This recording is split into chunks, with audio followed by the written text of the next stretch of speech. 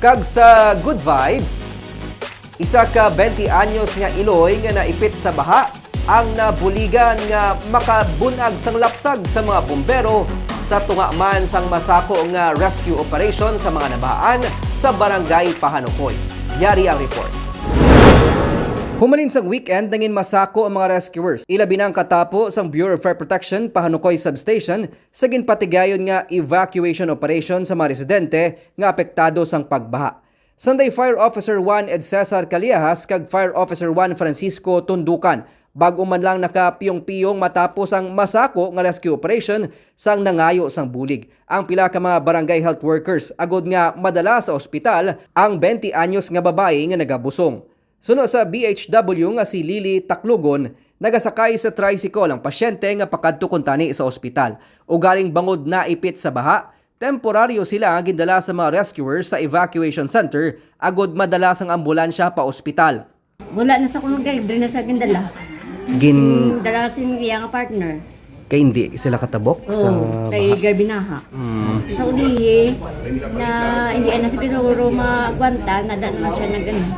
Gin sa tapan niyo siya do stretcher. Oo, ano kami din pa ano siya naman sa may manisa. Tapos sa ara ang fire, siya tulad ano nga nagpasakit na siya ng Siya nagpalabor.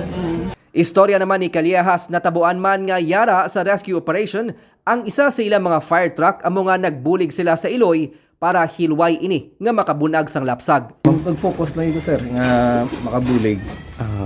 Somehow pagkagawa sa bata medyo gamay gid ang bata kay ang ating nga mother according sa pag-interview namon kag sang BHW wag sa nagpa-monitor sa ilang barangay o sa prenatal. Si Callejas isa man ka nursing graduate kag medtech naman ang natapos ni Tundukan pero lunsay first time nila nga ginpangunahan ang pagbata sang Iloy nga yara sa emerhensya. Sir, ako nang makabulig na ko kay Sir Ed nga matimbangan naman sa. Pero ngang unahan gid sa pagpabata, wala ko pa na ma-experience sa first time naman.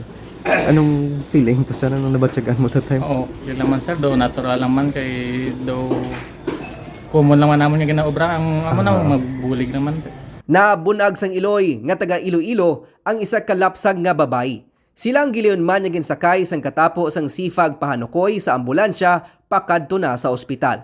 Para sa mga bombero, halos normal lang sa ila ang magbulig sa ila pareho pero ang makabulig para sa mag-Iloy nga yara sa emerhensya isa ka eksperyensya nga ila ginakalipay kag indi malipatan.